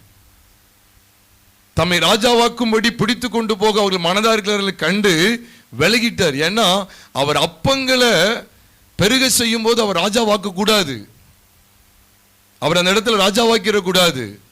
எப்பந்தான் அந்த கிரீடத்தை அவர் எடுப்பாருங்க கேட்டா மரணத்தை உத்தரித்தது நிமித்தம். அப்பங்களை கொடுக்கிறதுனால இல்ல. இன்னைக்கு எல்லாம் எழுத்தின்படியான சரீர பிரகாரமான நன்மைகளையே நோக்கி கொண்டு ஓடுகிறார்கள். கட்டடத்தில் வந்தா கார் தருவாரா, வீடு தருவாரா, ஏசி தருவாரா, அரசாங்க உத்தியோகம் தருவாரா, ப்ரமோஷன் தருவாரா சொல்லி ஒரு பெரும் கூட்டம் வஞ்சிக்கப்பட்டு விட்டது. இதுலதான் தேவனை உயர்ந்த ஸ்தானத்துல பாக்குறாங்க. பைபிள் அப்படி சொல்லல. அதனாலதான் அவர் விலகிட்டாரு. அப்பம் கொடுத்த உடனே நம்ம ராஜாவாக்க பார்க்கணும். அதுல நான் ராஜாவாக முடியாது. அது தேவ சித்தம் கிடையாது. அவர் மரணத்தை உத்தரித்தது நிமித்தமாக தான், உத்தரிக்கிறது நிமித்தமாக தான் அவர் ராஜாவாக்க முடியும். அதனாலதான் எபிரேயர் 2வது அதிகாரம் 9ஆம் வசனத்தில் அவர் மரணத்தை உத்தரித்து மகிமையினாலும் கனத்தினாலும் முடிசூட்டப்படுகிறார், கிரீடம் தரிப்பிக்கப்படுகிறார் என்று காண்கிறோம் என்று சொன்னது மட்டும் இல்ல, அடுத்த வசனத்திலேயே அவர்தான் ரட்சிப்பின் அதிபதி என்று அவரை குறித்து வேதம் சொல்லுகிறது. அதுக்கு முன்னால அவர் அற்புதங்களை செய்யும் போது ரட்சிப்பின் அதிபதியா பைபிள் காமிக்கல. அவருடைய ரட்சிப்பின் அதிபதியை உபத்திரவங்களினாலே பூர்ணப்படுத்துகிறது அவருக்கு ஏற்றதா இருந்தது. ஏங்க அதிபதி, அதுக்கு மேல கிரீடம், அதிபதிக்கு தான் கிரீடம். அதனாலதான் வெளிப்படுத்தல் 1வது அதிகாரம் வெளிப்படுத்தல் 1வது அதிகாரம் 5ஆம் வசனத்துல பாருங்க, பூமியில் உள்ள அதிகாரிகளுக்கெல்லாம், பூமியில் உள்ள ராஜாக்களுக்கெல்லாம் அதிபதி யாரு? இயேசு கிறிஸ்து. அது எதுல போட்டிருக்கு? உண்மையுள்ள சாட்சியும் மரித்தோரிலிருந்து எழுந்த முதற் பேரானவரும் பூமியில் உள்ள ராஜாக்களுக்கெல்லாம் அதிபதியுமாகிய இயேசு கிறிஸ்து. பூமியில் ராஜாக்களுக்கெல்லாம் ஒரு மேன்மையா காணப்பட்டதனுடைய காரியம் என்ன? அதுக்கு அடுத்த வசனத்தில் இருக்கு, நம்மிடத்தில் அன்பு கூர்ந்து தம்முடைய இரத்தத்தினாலே நம்முடைய பாவங்கள நம்மை கழுவி நம்மை பிதாவாகிய தேவனுக்கு முன்பாக எப்படி ஆக்கினாராம்? பாத்தீங்களா? நம்மை ராஜாக்களாய் மாற்றுகிறார். எப்போ அந்த கிரீடம் வருது? உங்களுக்கு புரியுதா? நம்ம தான் அவருடைய சரீரத்தின் அவயவங்களா? நமக்கு தலை யாரு? சத்தமா சொல்லுங்க, இயேசு கிறிஸ்து. அப்ப எப்ப நமக்கு கிரீடம் கிடைக்கும்னா, நம்மிடத்தில் அன்பு கூர்ந்து தமது இரத்தத்தினாலே நம்முடைய பாவங்கள நம்மை கழுவி நம்மை பிதாவாகிய தேவனுக்கு முன்பாக ராஜாக்களும் ஆசாரிலும் ஆக்கின அவருக்கு மகிமை கனம் வல்லமை என்னுடைய உண்டாயிருப்பதாக ஆமென் சொல்லி அங்க முடிக்கிறார். அப்ப எப்போ தமது இரத்தத்தை சிந்துகிறார், மரணத்தை உத்தரித்தது நிமித்தம் தான் நீங்களும் நானும் தேவனுக்கு முன்பாக ராஜாக்களை நடமாடுறோம். மற்றபடி கிடையாது. சும்மா சர்ச்சில் சும்மா என்னத்தையோ வந்து 4 வருஷம் சங்கத்தை கட்டிட்டா போதும், கையில பிடிக்க முடியாது. சாதாரண மெம்பரா இருப்பாங்க, அது உடனே அடுத்து டிசி. எவ்வளவு ஒரு அவமானம் பாருங்க. எல்லாம் பதவி ஆசை பிடிச்சு அலையுது. இரவு ஜெபத்துக்கு வான்னா வர்றது கிடையாது. நான் விடிய விடிய உட்கார்ந்து ரிசல்ட்டை பார்க்கணும் உட்கார்ந்துருவாங்க. ஒரு இரவு ஜெபம் கூடி வர்றாங்கன்னா அதெல்லாம் பிடிக்காது. பாவத்துக்காக மனசாப்படுற இருதயம் இருக்கான்னு பாருங்க. பாவத்துக்காக மனசாப்படணுங்கிற இருதயம் இருக்குதா? ஒன்றும் கிடையாது.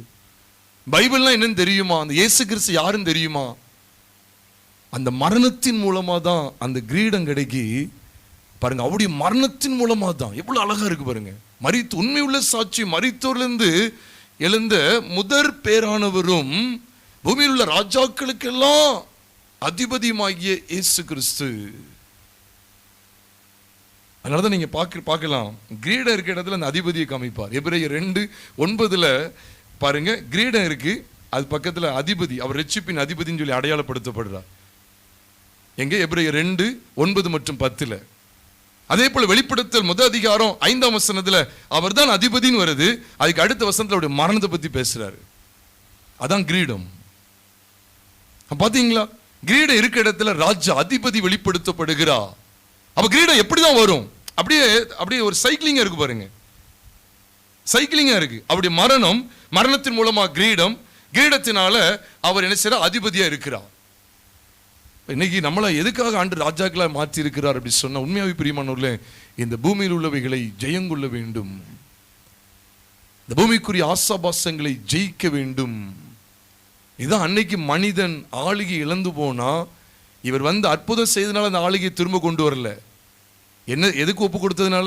மரணத்துக்கு ஒப்பு கொடுத்ததுனால. இதைத்தான் ஏசாயா 53:12 சொல்றாரு, அவர் தமது ஆத்துமாவை மரணத்தில் ஊற்றி அக்கிரமக்காரருக்காக வேண்டிக் கொண்டது நிமித்தம் அநேகர் அவருக்கு பங்காக கொடுப்பேன்னு சொல்றார்.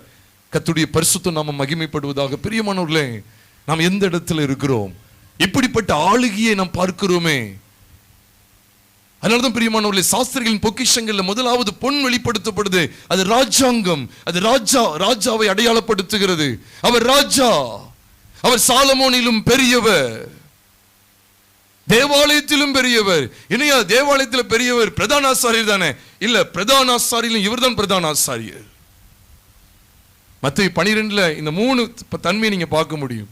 தேவாலயத்திலும் பெரியவர், சாலமோனிலும் பெரியவர், யோனாவிலும் பெரியவர். இந்த 3 ஸ்தானத்தை நீங்க பார்க்க முடியும். அதுதான் சாஸ்திரிகள் கொண்டு வந்த இந்த பொக்கிஷங்களுடைய மறைபொருளான சத்தியங்கள். பிரியமானவர்களே, அறியாமல் இருக்க வேண்டாம், அறியாமல் இருக்க வேண்டாம். இந்த சத்தியங்களை அறியும் போதுதான் உண்மையாவே எனக்குரிய ஆளுகையை நான் பார்க்க முடியும். அது என்ன ஆளுகை? இந்த ஆளுகையை இந்த அப்போஸ்தலனாகிய பவுல் கண்டதனாலதான் அவர் சொன்னார், நானும் நம்முடைய கர்த்தராகிய இயேசு கிறிஸ்துவின் சிலுவையை குறித்து அல்லாமல் வேறு ஒன்றையும் குறித்து மேன்மை பாராட்டாது இருப்பேனாக என்று சொல்லி கலாத்தியர் 6வது அதிகாரம் 14ஆம் வசனத்தில் சொன்னார். அதோடு மட்டும் நிப்பாட்டல, அதை தொடர்ந்து சொல்றார், அவரால் உலகம் எனக்கு சிலுவையில் அறிவுண்டிருக்கிறது, நானும் உலகத்திற்கு சிலுவையில். இப்ப புரியுதா? ஒட்டுமொத்த உலகத்தையே கைவசப்படுத்தணும் அப்படின்னு சொன்னா சிலுவையில மட்டும்தான் நடக்கும் அப்படிங்கறத தெல்ல தெளிவாக அறிந்து கொண்டா. இதைத்தான் எபிரேயர் சொல்லிக் கொடுக்கிறார். எபிரேயர் 2:9 தெளிவா சொல்லிக் கொடுக்கிறார். ஒட்டு மொத்தமா ஜெயம் எடுக்கணும், கிரீடத்தை எடுக்கணும் அப்படின்னு கேட்டா அவருடைய மரணத்தின் மூலமாய் மாத்திரமே. The crown can be or should be regained only through the death of Christ Jesus. Only through the death of Christ we can regain the crown Adam and Eve had lost. பிரியமானவர்களே, அவருடைய மரணத்தின் மூலமாய் இந்த சத்தியத்தை அறிந்து கொள்ளுங்கள். பிரியமானவர்களே, அவருடைய மரணத்தின் மூலமாக அந்த ஆளுகையை பெற்றுக் கொள்ளுகிறோம். அதனால்தான் பவுல் சொன்னார், சிலுவையை குறித்து மேன்மை பாராட்டுறேன். அதை கழுத்துல தொங்க விடாத ஏதோ சர்ச்சுக்கு மேல வச்சிருக்க அந்த சிலுவை அல்ல. சிலுவை என்பது மரணம். Cross means nothing but death. மரணம். நம்முடைய பழைய மனுஷன் கிறிஸ்துவோடு கூட சிலுவையில் அறையப்பட்டிருக்கிறார். நம்முடைய ஒட்டுமொத்த பாவங்களும் சிலுவையிலே மாண்டு விட்டது, நிவர்த்தியாக்கப்பட்டு விட்டது. அதனால்தான் சிலுவையை மேன்மை பாராட்டுற. ஏன் தெரியுமா? ஒட்டுமொத்த உலகமே பூஜ்யம். ஒட்டுமொத்த உலகத்தை அவர் பூஜ்யம் சிறைபிடிக்கிறார். செத்து போது பாருங்க, ஒட்டுமொத்த உலகத்தையும் கையில பிடிச்சார், செத்துட்டு அப்படியே தூக்கிட்டாரு. அது எங்கதான் சாத்தியம் அப்படின்னு சொன்னா சிலுவையில். அதான் சொல்றேன், அவர் மரணத்தை உத்தரித்தது நிமித்தம் மகிமையினாலும் கனத்தினாலும் முடிசூட்டப்பட்டதை காண்கிறோம். இதைத்தான் 1 யோவான் 5வது அதிகாரம் 5ஆம் வசனத்தில் வாசிக்கிறோம். இயேசுவானவர் தேவனுடைய குமாரன் என்று விசுவாசிக்கிறவனே அன்றி உலகத்தை ஜெயிக்கிறவன் யாருங்க கேட்கிறார்? உலகத்தையே கண்ட்ரோல்ல கொண்டு வந்துடலாம். Alexander half of the world அவன் சொல்றாங்க. அப்படி half of the world வந்து அவன் he conquered the half of the world ன்னு சொல்றாங்க. ஆனா ஒட்டுமொத்த உலகத்தையே நம்ம ஜெயிக்கலாம் அப்படின்னு சொல்றாரு. ஒட்டுமொத்த உலகத்தையே ஆளலாம், ஜெயிக்கலாம் அப்படின்னு சொல்றாரு. எந்த சத்தியத்தை வைத்து தெரியுமா? இயேசுவானவர் குஷ்டரோகிகளை சுகமாக்குறவர் என்று விசுவாசிக்கிறவன் என்று அப்படின்னு போடல. இயேசுவானவர் தேவனுடைய குமாரன் என்று. அப்போ அவர்தான் எனக்காக இந்த பூமியிலே மாம்சத்தில் வெளிப்பட்டா, என்னுடைய ஒட்டுமொத்த பாவத்தின் பரிகாரியாய், என்னுடைய ஒட்டுமொத்த பழைய மனுஷனை மாண்டு போக செய்கிற கிருபாதார பலியாய் அவர் வெளிப்பட்டது நிமித்தமாக தான் நான் ஒட்டுமொத்த உலகத்தையும் ஜெயிக்கிற ராஜாவாக நான் இருக்க முடியும். கிரீடம் இழந்து போனதுதான். ஆனா கிறிஸ்துவின் மரணத்தின் நிமித்தம், அவர் மரணத்தை உத்தரித்தது நிமித்தம் கிரீடத்தை எடுத்துக்கொண்டா. எவ்வளவு பெரிய ஸ்லாக்கியம் பார்த்தீங்களா? இப்பவும் நம்ம கிரீடத்தோடு தான் இருக்கிறோம். கிறிஸ்துவின் மரணத்தை பற்றுகிற விசுவாசத்தில் இருக்கிற எல்லாருமே அந்த கிரீடத்துக்குள்ள தான் இருக்கிறோம். ஏன்னா அவர் தான் நமக்கு தலை. நம்முடைய தலையாகிய கிறிஸ்து என்ன தரிப்பிக்கப்பட்டவர்? கிரீடம் தரிப்பிக்கப்பட்டவர். அப்ப அவரோடு இணைக்கப்பட்டிருக்கிற சபையாகிய நீங்களும் நானும் நம்முடைய ஒவ்வொரு அசைவிலையுமே உலகத்தை ஜெயிக்கிறவர்களாய், மாம்சத்தை ஜெயிக்கிறவர்களாய் விளங்க வேண்டும். ஆனா வீட்டுல பாருங்க, கணவன் மனைவிக்குள்ள பயங்கர சண்டை, பெற்றோர் பிள்ளைகளுக்குள்ள பயங்கர சண்டை. நம்ம இங்க வச்சுலாம் மார்க் கொடுக்க முடியாது. இங்க முடிச்சுட்டு போகும்போது பிரைஸ் எல்லாம் நல்லா இருக்கீங்களா பிரதர், நல்லா இருக்கீங்களா சிஸ்டர், நல்லா, அதெல்லாம் வச்சுலாம் மார்க் கிடையாது. அந்தரங்க வாழ்க்கையில டக்குன்னு கோவப்படுறது, எரிச்சல் அடைகிற சுபாவம், அப்ப அது ஆளுகையை குறிக்கல. நீ கிறிஸ்துவின் மரணத்தை குறித்த தெளிவு கர்த்தருடைய சபைக்கு தேவை. ஆகையால் பிரியமானவர்களே, நம்ம தொடர்ந்து நம்ம தியானிக்கும் போது பாருங்க, அவர் பிரதான ஆசாரியர். தூவர்க்கத்தை அதனாலதான் முதலே சொன்ன அவர் பிரதான ஆசாரியர். அது என்ன நிச்சயத்தை நமக்கு தருகிறது சொன்னா, அவர் எப்பொழுது நம்முடைய பிரதான ஆசாரியராய் மாறினார் அப்படி சொன்னா, வேதம் திட்டவட்டமாய் சொல்லுகிறது. எபிரேயர் 6வது அதிகாரம் கடைசி வசனத்தை இப்பொழுது நாம் பார்க்கலாம். எபிரேயர் 6 கடைசி வசனத்தை நான் வாசிக்கிறேன். 20ஆம் வசனத்துல, நமக்கு முன்னோடினவராகிய இயேசு மெல்கிசேதேக்கின் முறைமையின்படி நித்திய பிரதான ஆசாரியராய் நமக்காக அந்த திரைக்குள் பிரவேசித்திருக்கிறார். அந்த திரை என்னது அப்படின்னு கேட்டா, எபிரேயர் 9வது அதிகாரம் 24ஆம் வசனத்துல பாத்தீங்கன்னா, அது இந்த உலகத்தில் இருந்த ஆசரிப்பு கூடாரத்தினுடைய பரிசுத்த ஸ்தலத்துக்கும் மகா பரிசுத்த ஸ்தலத்துக்கும் பிரிக்கக்கூடிய அந்த திரை நினைச்சிடாதீங்க. அது அந்த திரை அல்ல அப்படின்னு பைபிள்ல தெளிவா இருக்கு. அந்த திரைக்குள்ள நான் அவர் பிரவேசிக்கலையா? எதுலதான் பிரவேசிச்சாராம்? பரலோகத்திலே பிரவேசித்தார். அப்ப பரலோகத்துல இப்பவும் அவர் எப்படி இருக்கிறாருன்னா பிரதான ஆசாரியரா இருக்கிறார். எவ்வளவு பெரிய பாக்கியம் பாருங்க. அதனாலதான் முதலாவது இந்த ராஜாங்கிற இந்த ஸ்தானத்தை அவருடைய மரணத்தின் மூலமாய் நாம பார்க்க முடிகிறது. இரண்டாவது அவருடைய உயிர்த்தெழுதலின் மூலமா அவர் பிரதான ஆசாரியரா என்றென்றைக்கும் இருக்கிறார். எவ்வளவு பெரிய ஸ்லாக்கியம் பார்த்தீங்கன்னா. அதனாலதான் பவுல் ஒரே வசனத்துல உள்ளடக்கிட்டார் பாருங்க. இங்க ரோமர் 8வது அதிகாரம் 34ஆம் வசனத்துல அவனை ஆக்கினைக்குட்படுத்துகிறவன் யார்? கிறிஸ்துவே மரித்தவர், அவரே எழுந்தும் இருக்கிறவர், நமக்காக வேண்டுதல் செய்கிறவரும் அவரே. ஆமா, தேவனுடைய வலது பரிசில் வீற்றிருக்கிறவர் அவரே, நமக்காக வேண்டுதல் செய்கிறவரும் அவரேன்னு சொல்றார். அப்ப மரித்தார், எழுந்தார், தேவனுடைய வலது பரிசில் வீற்றிருந்து எப்படி இருக்கிறார்? பிரதான ஆசாரியர் இருக்கிறார், வேண்டுதல் செய்கிறவராக இருக்கிறார். அந்த வெளிச்சத்தை தான் யோவானுக்கும் கிடைச்சது. அப்ப பேதுருக்கு மட்டும் இல்லை, மன்னிக்கவும், அந்த அப்போஸ்தலனாகிய பவுலுக்கு மட்டும் இல்லை, அப்போஸ்தலனாகிய யோவானுக்கும் கிடைச்சது. 1 யோவான் 2வது அதிகாரம் 1ஆம் வசனத்தை நான் முன்னுமே சொன்னேன். அவர் நமக்காக என்ன செய்கிறார்? வேண்டுதல் செய்கிறார். ஒருவன் பாவம் செய்வானால் நீதிபரராய் இருக்கிற இயேசு கிறிஸ்து நமக்காக பிதாவிடத்தில் என்ன செய்கிறாராம்? பரிந்து பேசுகிறவராய் இருக்கிறார். அதனாலதான் அழகா சொல்லப்பட்டிருக்கு, நமக்கு முன்னோடினவராகிய இயேசு மெல்கிசேதேக்கின் முறைமையின்படி நித்திய பிரதான ஆசாரியராய் நமக்காக அந்த திரைக்குள் பிரவேசித்திருக்கிறார். அது எதை காண்பிக்க அப்படின்னு கேட்டா, உயிர்த்தெழுதலின் சாயலிலே அவர் தேவனுடைய ராஜ்யத்துக்குள் பிரவேசித்ததை காண்பிக்கிறது. பிரதான ஆசாரியராய் உள்ளே பிரவேசிக்கிறார். எப்படி எழுத்தின்படியான கூடாரத்துக்குள்ளே பிரதான ஆசாரியன் தான் வருஷத்துக்கு ஒரு தடவை என்ன செய்வானா அந்த கூடாரத்துக்குள்ள பிரவேசிப்பான்னு சொல்லி, இதே எபிரேயர் 9வது அதிகாரம் 9வது அதிகாரத்தில் நாம் 7ஆம் வசனத்தில் பார்க்க முடியும். அந்த பிரதான ஆசாரியன் மாத்திரம் வருஷத்துக்கு ஒரு தரம் இரத்தத்தோட பிரவேசித்து பாருங்க, ஒரு தரம் பிரவேசிப்பான். அதனாலதான் இங்கே சொல்லப்பட்டிருக்கு, இங்கே பிரதான ஆசாரியராய் கிறிஸ்து நமக்கு நித்திய மீட்பை உண்டு பண்ணினவராய் அவர் இந்த திரைக்குள்ளே பிரவேசித்திருக்கிறார். சிருஷ்டி சம்பந்தமான கூடாரத்தின் வழி அல்ல பிரியமான, இதெல்லாம் நமக்கு ஒரு பெரிய என்கரேஜ்மெண்ட். இன்னைக்கு நமக்காக வேண்டுதல் செய்கிறார். நம்முடைய பலவீனங்களை குறித்து ஒரு பரிதபிக்க கூடாத பிரதான ஆசாரியர் கிடையாது. நீ வேதத்தை வாசி பாருங்க, எபிரேயர் 4:15 சொல்லுகிறது. எபிரேயர் 4:15 நம்முடைய பலவீனங்களை குறித்து பரிதபிக்க கூடாத பிரதான ஆசாரியர் நமக்கு இராமல் எல்லாவற்றிலும் நம்மை போல சோதிக்கப்பட்டும் பாவம் இல்லாதவராய் இருக்கிற பிரதான ஆசாரியரே நமக்கு இருக்கிறார். எல்லாவற்றிலும் நம்மை போல சோதிக்கப்பட்டும் பாவம் இல்லாதவராய் இருக்கிற பிரதான ஆசாரியர். அப்படி அந்த என்ன ஆசாரியர் கேட்டா, நம்முடைய பலவீனங்களுக்காக பரிதபிக்க கூடியவர். அதனாலதான் யோவான் சொன்னார், நம்ம பாவம் செஞ்சுட்டோம்னா நீதிபரராய் இருக்கிற இயேசு கிறிஸ்து பிதாவிடத்துல பரிந்து பேசுறார், ஐயா மன்னிச்சிருங்க, இந்த ஆத்துமாவை எழுப்பிருங்க, கட்டி எழுப்பிருங்க. ஏதோ நம்முடைய ஜபம் நம்முடைய காரியம் மட்டும் இல்ல, அவர் நமக்காக இன்றைக்கு என்ன செய்கிறார்? பரிந்து பேசிக்கொண்டே இருக்கிறார். அதான் ஒருவன் பாவம் செய்வான், ஆனால் பாவம் செஞ்சாலும் அவன் கரப்பட்டு போறான், அவன் தீட்டுப்படுகிறான், அவன் வீழ்ச்சி அடைகிறான், விழுந்து போகிறான். மீண்டும் அவனை நிலைநிறுத்துவதற்காக அவர் வேண்டுதல் செய்து கொண்டே இருக்கிறார். அதனாலதான் அவர் எப்பொழுதும் உயிரோடு இருக்கிறார் சொல்ற அப்படிங்கிற சத்தியத்தை எபிரேயர் 7வது அதிகாரம் 25ஆம் வசனத்துல வாசிக்கிறோம். தமது மூலமாய் தேவனிடத்தில் சேருகிறவர்களுக்காக வேண்டுதல் செய்யும்படிக்கு அவர் எப்பொழுதும் உயிரோடு இருக்கிறவர் ஆகையால்.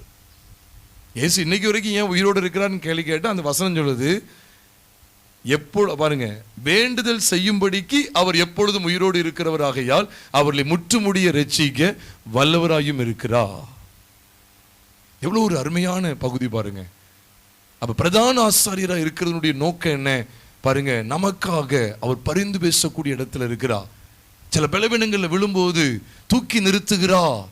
இதை கேட்கிற அருமையானவர்களே, காணொளி மூலமாக கேட்கிறவர்களே, தாவீதின் கூடாரத்தில் அமர்ந்து கேட்கிற அருமையான சகோதரரே சகோதரிகளே, சில சூழ்நிலையில் நம்ம தடுமாறும் போது நமக்காக பரிந்து பேசி நம்முடைய வாழ்க்கையை மீண்டுமாய் கட்டி எழுப்புகிற காரியத்திலே கிறிஸ்துவானவர் நமக்காக பிரதான ஆசாரியராய் வெளிப்படுகிறார்.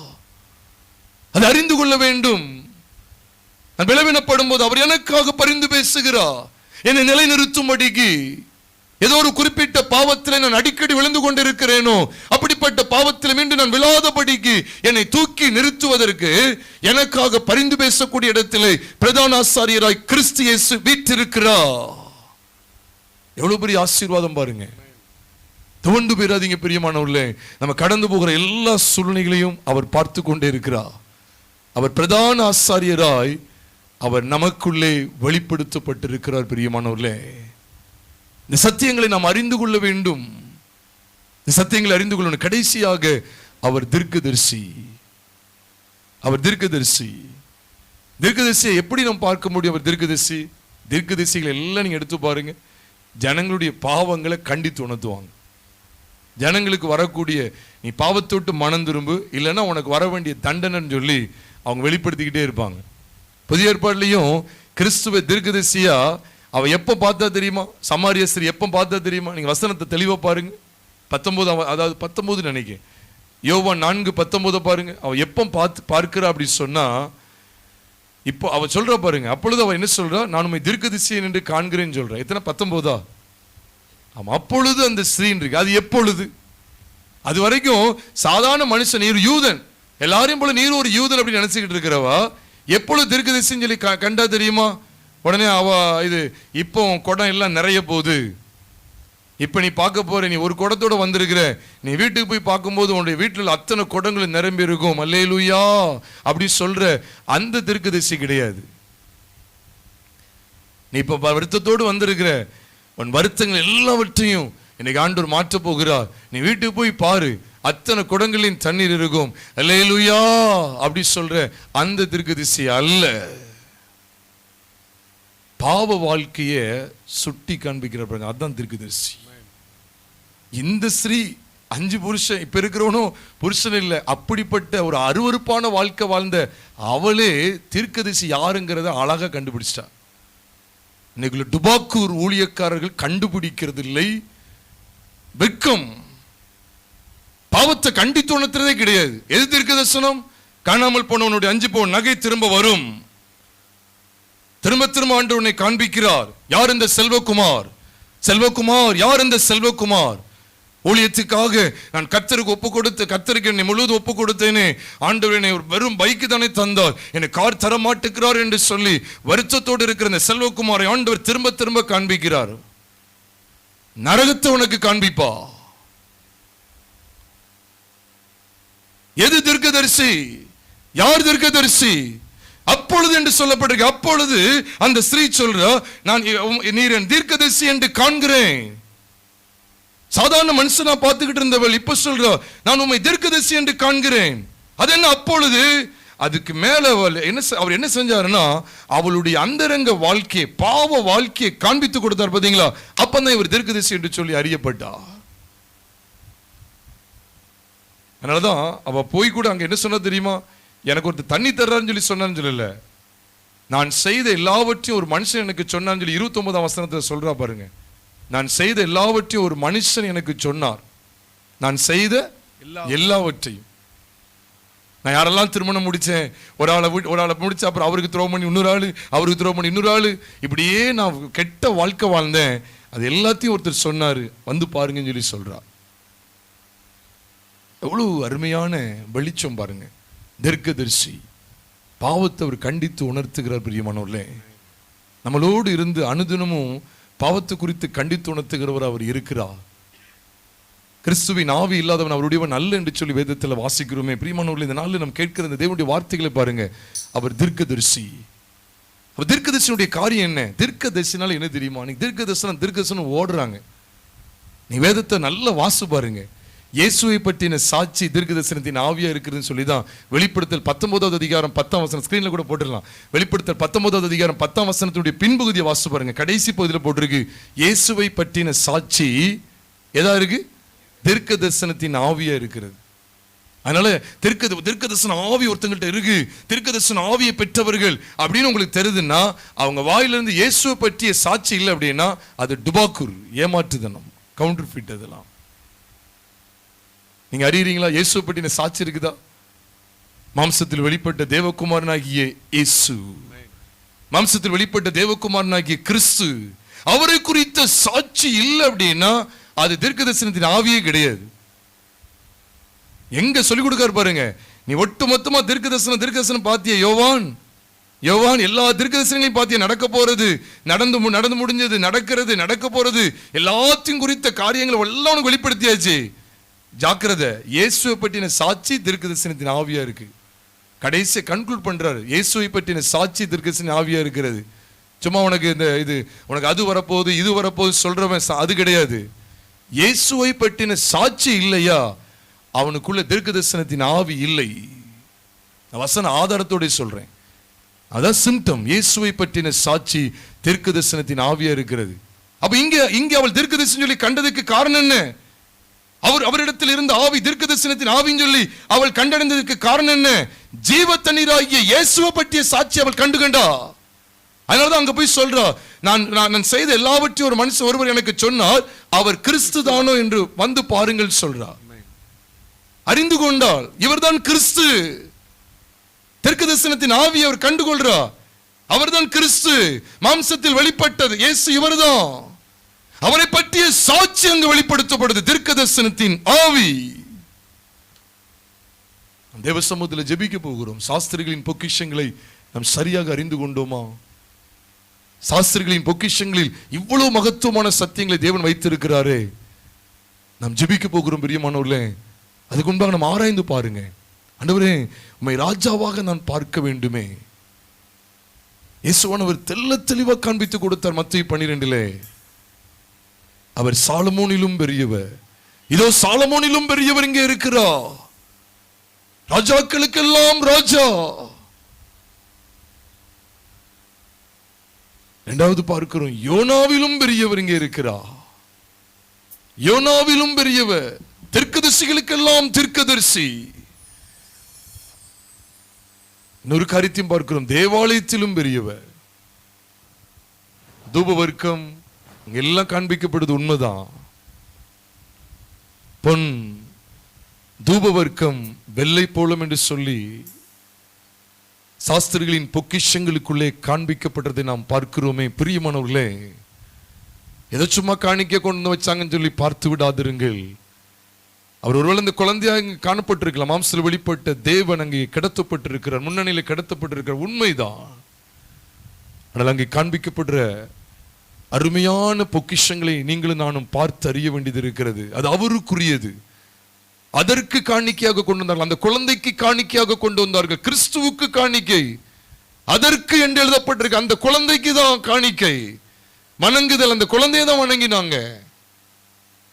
யோசேப்பு மரியாதை இல்ல, அந்த காணிக்கை அவங்க ரெண்டுத்துக்கும் பைபிள்ல போடல, அதற்கு காணிக்கையாக வைத்தார்கள் சொல்லி பார்க்கிறோம். அது அவருக்குரியது, ராஜாங்கம் அவருக்குரியது, தீர்க்க தரிசனம் ஆசாரியத்துவம் அவருக்குரியது. இவ்வளவு மகிமையான தேவன் நம்ம எவ்வளவு அருமையாய் நடத்த போதுமானவர் பாருங்க.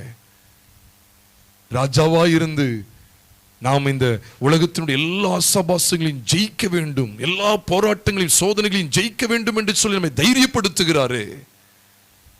அவர் ஆசாரியராய் இருந்து, பிரதான ஆசாரியராய் இருந்து நமக்காக பரிந்து பேசி நம்மளை இன்னும் எழுப்ப, நம்ம விழுந்து போன இடத்திலே கடந்து விடாமல் மீண்டும் எழும்பி பிரகாசி, உன் வல்லமையை தரித்துக்கொள், எலும்பு என்று சொல்லி நம்மளை உற்சாகப்படுத்தி நம்மளை ஊன்ற கட்டும்படிக்கு அவர் பிரதான ஆசாரியராய் பரிந்து பேசிக் கொண்டிருக்கிறாரு.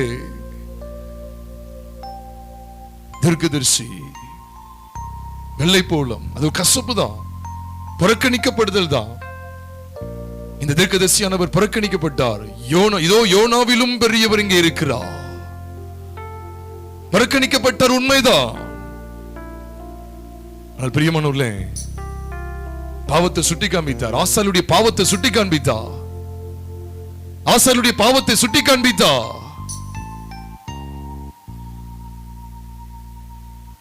ஆசாரியர்கள் எவ்விதமாய் தவறுகிறார்கள்.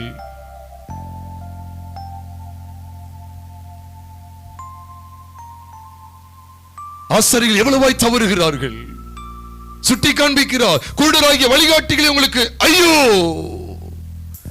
ஏசாயா சுட்டி காண்பிக்கிறதை பார்க்கிறோம். ஏசாயா 5வது அதிகாரத்திலே இவர் சுட்டி காண்பிக்கிறார். மாயக்காரராகிய வேதபாரகரை பரிசேயர்களுக்கு ஐயோ. எஸ்சிக்கு காலில் விழவா, டிஎஸ்எல் காலில் விழவா என்று நோக்கம் கொண்டிருக்கிற குருவார்களே உங்களுக்கு ஐயோ.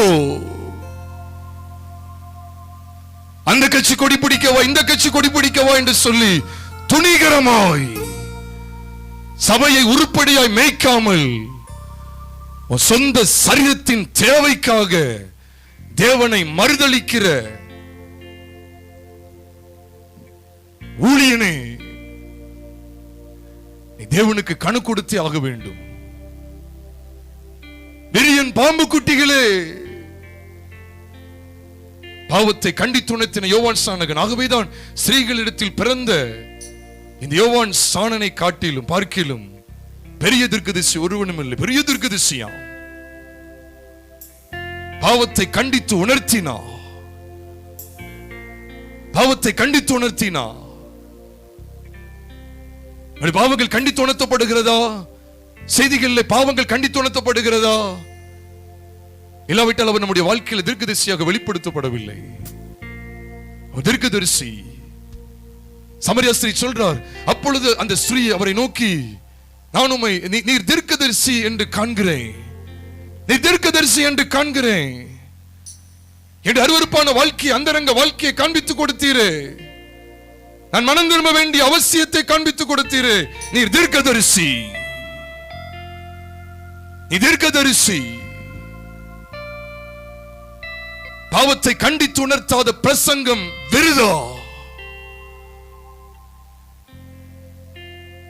தேவ பிள்ளைகளாகிய நாம் சத்தியத்தை சரியாய் அறிந்து கொண்டு கிறிஸ்து இவ்விதமாய் அடையாளப்படுத்தப்படுகிறார் என்று சொல்லி, அன்று இவ்விதமாய் நான் உம்மை அனுபவிக்க வேண்டும் என்று சொல்லி தேவ சமூகத்தில் எல்லாரும் அர்ப்பணம் செய்வோமா? Thank you Lord. நன்றி பிதாவே. அப்படி எழுந்து